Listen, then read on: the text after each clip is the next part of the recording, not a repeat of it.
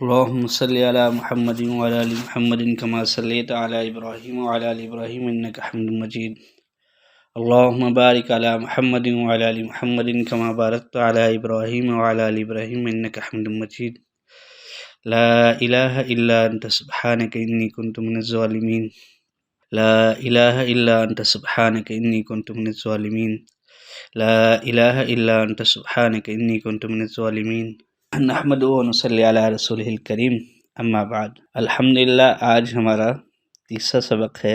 پہلے سبق کا یوں کہہ لیں کہ تیسرا حصہ ہے. پہلے ہم نے پڑھا کہ اصول فقہ پڑھنے والے کے سامنے، سمجھنے والے کے سامنے، معلم اور مستقبل کے معلم یعنی آج کے طالب علم کے سامنے کون کون سے میدان ہیں، کون کون سے طبقے ہیں جن کو اس نے اصول دین اور دین کی روشنی میں رہنمائی فراہم کرنی، قیادت کرنی ہے. ان کو کفر و ضلالت، جہنم کے راستے سے بچا کے رشد و ہدایت اور جنت کے راستے پہ لے کے آنا ہے. تو وہ 8 طبقات ہیں. ان کو اگر ہم شارٹ لسٹ کریں تو پھر 3 طبقے بنتے ہیں. ایک تو خالص محبین اسلام، اس میں طالب علم بھی ہے، معلم بھی ہے، اور عامت الناس مسلمین ہیں جو اسلام کی محبت سے سرشار ہیں.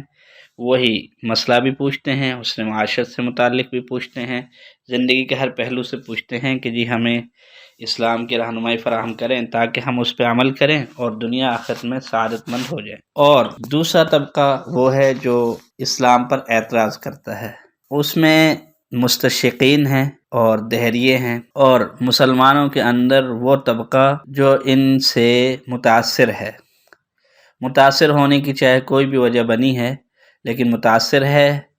اور متاثرین میں ایسے ہیں کہ بعض تو منہ سے بولتے ہیں اور کھلم کھلا اسلام سے بیزاری کا اور اسلام پہ اعتراضات کی بوچھاڑ کا مظاہرہ کرتے ہیں، اور بعض یہ ہیں کہ دل میں مضطرب ہیں، پریشان ہیں اور انقباض کی صورت ہے لیکن منہ سے نہیں بولتے. ادب مانے ہیں اسلام کی، جو ہے ایک جو بچپن کی عقیدت ہے اور ماں باپ سے اور مسلم معاشرے سے جو ورثے میں ملی ہے اسلام کی عزت احترام، اس کی روشنی میں بولتے تو نہیں ہیں لیکن اندر سے پریشان. 2 ہو گئے طبقے. تیسرا طبقہ وہ ہے جو منکرین وحی ہے، یعنی وہ مذہب نامی چیز کو مانتے ہی نہیں ہے، اللہ تعالیٰ کو مانتے ہی نہیں. تو ان کو آپ دہریہ کہہ لیں. تو آج ہم اس سبق میں یہ کوشش کریں گے کہ یہ جانیں کہ اصول فقہ کے سامنے یا اصول فقہ سے سرشار متعلم اور معلم کے سامنے دور حاضر کے چیلنج کیا ہیں، للکار کیا ہے، اور جدید کفر جو ہے اور اسلام پر اعتراض کرنے والوں کی بنیادیں کیا ہیں اور ان کے اصول کیا ہیں. ان کا تعارف ہو جائے ہمیں، تاکہ کل کو جب ہم کورس میں آگے بڑھیں اور اگلے اسباق پڑھیں تو اس میں اس کورس کے اندر پھر جو للکار ہے، جو چیلنج ہے، تحدیات ہیں اور جو باعث تشویش صورتیں ہیں عامت المسلمین کے لیے، ان کا جواب دیا جا سکے، بلکہ ان کو سمجھایا جا سکے، ان کی رہنمائی کی جا سکے. یہاں پہ ایک بات مد نظر رہے کہ جیسے ماں باپ کے ہاں جو معذور بچہ ہوتا ہے اپنے بہن بھائیوں میں، تو ماں باپ اس کے لیے زیادہ کڑھن، زیادہ درد، زیادہ فکر، زیادہ محبت، زیادہ شفقت رکھتے ہیں.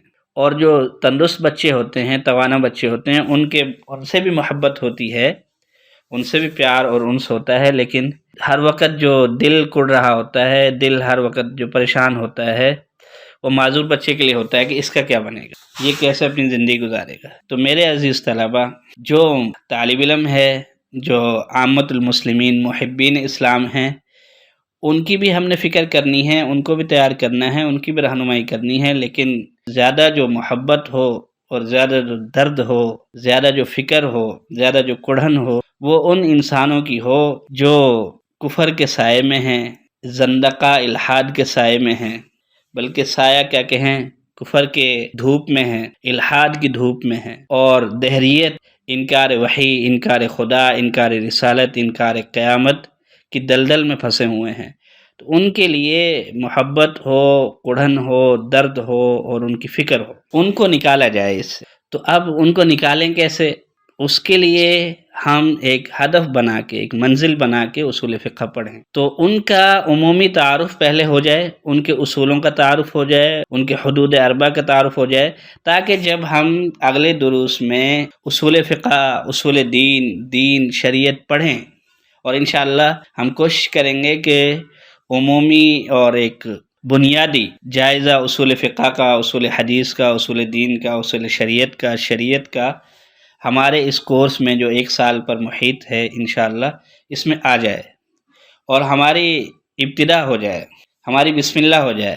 کسی نے کیا خوب کہا ہے کہ ابتدا کرنا ہے مشکل، انتہا مشکل نہیں۔ ہم اس کورس کے ذریعے 1 سال میں اپنے ان دروس کے ذریعے، ان اسباق کے ذریعے اچھی ابتدا کر پائیں اسلام کی آبیاری کے لیے، اسلام کے دفاع کے لیے، اسلام کی نشر و اشاعت کے لیے، اسلام کی دعوت تبلیغ کے لیے، اسلام کی تعلیم اور تفہیم کے لیے۔ تو یہ ہماری بہت بڑی کامیابی ہوگی، اور انشاءاللہ اس کے لیے ہم کوشش کریں گے، اللہ تعالیٰ سے دعا بھی کریں گے، اپنی محنت بھی کریں گے، اور اللہ تعالیٰ انشاءاللہ کرم کرے گا، فضل کرے گا، رحم کرے گا، اور ہم اپنے مقصد میں انشاءاللہ کامیاب ہوں گے۔ تو آج ہم پہلے جو جدید کفر ہے، اور اس کا نام مذہب انسانیت ہے، نام تو بڑا خوبصورت ہے، لیکن کفر کا جدید لبادہ ہے، جدید بھیس ہے، جدید روپ ہے۔ اس کو پہچاننے کی کوشش کریں گے تاکہ کل کو ہم جب باقاعدہ اسباق اصول فقہ کے اندر داخل ہوں تو ہمیں پتہ چلتا رہے کہ اصول فقہ کی یہ بحث،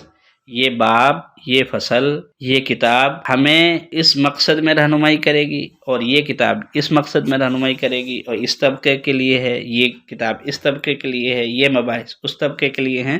تو 8 طبقوں کے ساتھ ہمارا یہ اصول فقہ کا سارا کورس، اصول حدیث کا سارا کورس کنیکٹ ہوتا چلا جائے گا انشاءاللہ۔ تو اس کے جائزے میں بنیادی بات یہ ہے کہ ان کا معیار کیا ہے اور اس کا لباس کیا ہے۔ تو اس کا نام اگر ہم رکھیں تو مذہب انسانیت رکھ سکتے ہیں، ہیومنزم، اور نام بڑا خوبصورت ہے، اور اس کی چالیں بھی بہت خوبصورت ہیں، لیکن اس کے اندر جو گندگی کا اور تعفن کا ڈھیر ہے وہ بہت بھیانک ہے، جو پہلے کسی بھی دور میں اتنا بھیانک، اتنا پرتعفن، اتنا خطرناک نہیں رہا۔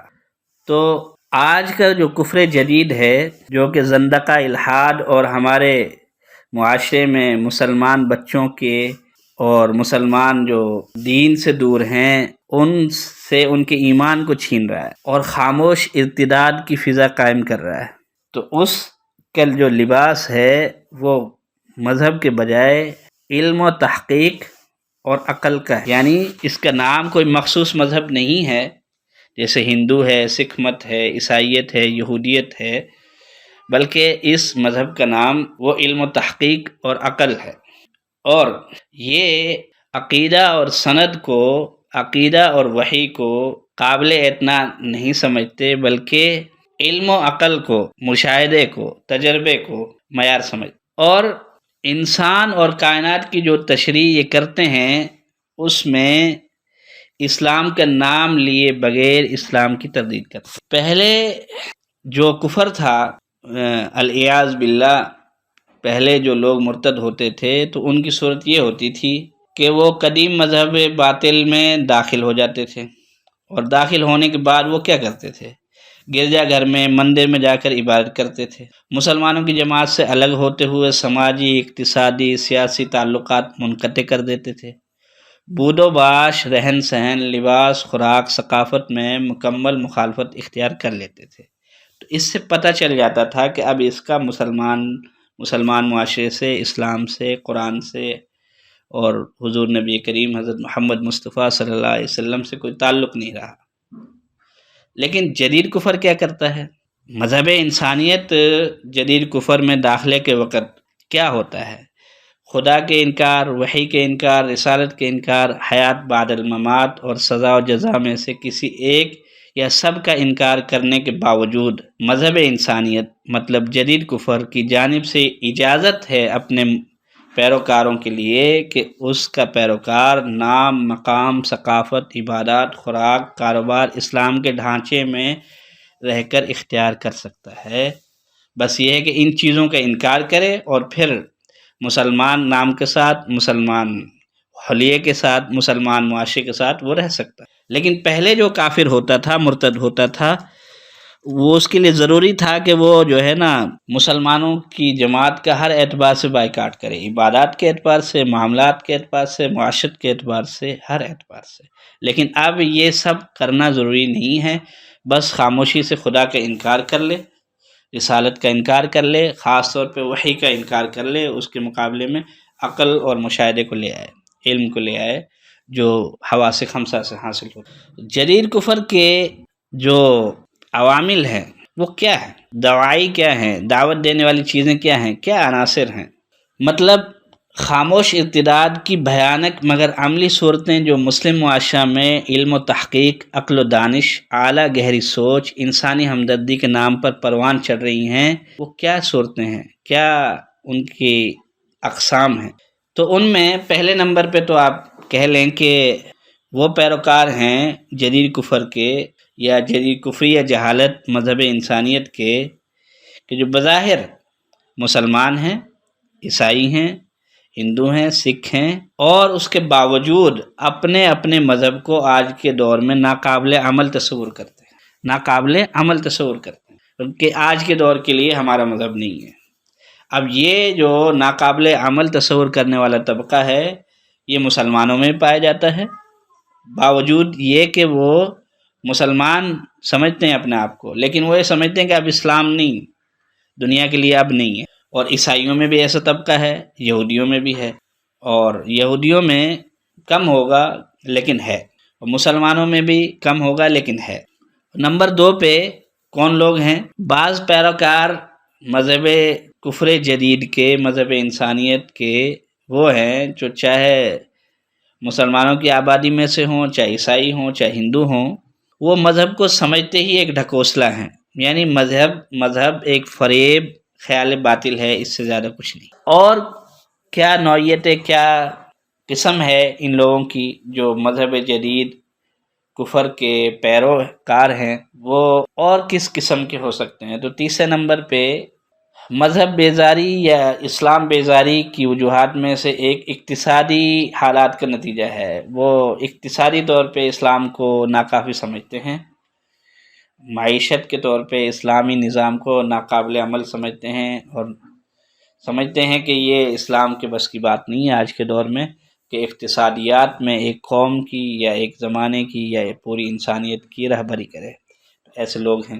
اور اسلام بیزاری کی دوسری ایک وجہ دبی ہوئی جنسی خواہشات کا رد عمل بھی ہے کہ وہ اسلام کو اپنا مخالف سمجھتے ہیں کہ اسلام ہماری خواہشات پر قدغن لگاتا ہے، ہمیں منع کرتا ہے، ہمیں اس آزادی سے روکتا ہے، جنسیات کی آزادی، جنسی خواہشات کو جیسے تیسے بھی ہم پورا کرنا چاہیں، اس میں اسلام ہمارے آڑے کیوں آتا ہے۔ اور کچھ ایسے لوگ ہیں جو اسلامی سیاست، اسلامی ریاست کے تصور کو دور حاضر میں مضحکہ کا خیز سمجھتے ہیں، اور کہتے ہیں کہ چلو اسلام عبادات میں ٹھیک ہے، پرسنل لائف میں ٹھیک ہے، لیکن اسلام کا سیاست سے، ریاست سے کیا تعلق ہے؟ اور کچھ ایسے ہیں جو اسلام کی عائد کی گئی پابندیوں کو جنسی تعلقات کے اندر ایک فطری حیاتیاتی عمل کی ناجائز، مضر صحت اور خارج از وقت رکاوٹ سمجھتے ہیں، اور اسلام کا اس معاملے میں استخفاف کرتے ہیں، تو یوں وہ اسلام سے باہر چلے جاتے ہیں۔ اور کچھ لوگ ایسے ہیں، چھٹے نمبر پہ اگر بات کی جائے، کہ اسلام کی عبادت کے طریقوں کو بے معنی سمجھتے ہیں۔ کوئی زکوٰۃ کو موقوف کرنا چاہتا ہے، کوئی حج کو موقوف کرنا چاہتا ہے، کوئی قربانی کو لغو سمجھتا ہے، پیسے کا ضیاع سمجھتا ہے، جانوروں پر ظلم سمجھتا ہے، کوئی نماز کو ایک جسمانی ورزش سے زیادہ کچھ نہیں سمجھنا چاہتا۔ اور ایسا طبقہ بھی ہے 7ویں نمبر پہ کہ اسلام کے نام پر اسلام کے اساسیات کا انکار کرتے ہوئے مذاق اڑاتا ہے وہ، اور اپنے غیر اسلامی تصورات کو اسلام کا نام دیتا ہے۔ ان میں سے اکثر کو تو یہ معلوم بھی نہیں ہے کہ وہ اسلام سے الگ ہو چکے ہیں، کیونکہ وہ اپنے نظام میں، عبادات، معاملات میں مسلمانوں کے ساتھ ہیں، البتہ خیالات اپنے رکھتے ہیں۔ تو جیسا کہ زندیق اور ملحد کا طبقہ ہے، وہ غیر اسلام کو اسلام بنا کے پیش کرنا چاہتا ہے، اور جو حقیقی اسلام ہے اس سے اسے چڑ ہے اور سختی سے اس کا انکار کرتا ہے اور اس پہ طعن تشنیع کرتا ہے۔ یہ بنیادی صورتیں ہیں اسلام سے بغاوت اور اسلام سے عداوت کی، اور ان کی جڑیں کیا ہیں یہ سمجھنے کی ضرورت ہے۔ ان کی جڑیں کیا ہے؟ آخر جیسے اسلام ایک مکمل نظام حیات ہے اور اس کے اپنے نظریات اور قواعد و ضوابط ہیں اور اس کا اپنا ایک فلسفہ ہے، ایک سسٹم ہے، آیا جدید جو کفر ہے اس کی فلسفیانہ یا علمی و فکری بنیادیں کیا ہے؟ وہ ہم اگلے کلپ میں انشاءاللہ اگلی ویڈیو میں آپ کے سامنے پیش کرتے ہیں۔ وآخر دعوانا ان الحمد للہ رب العالمین۔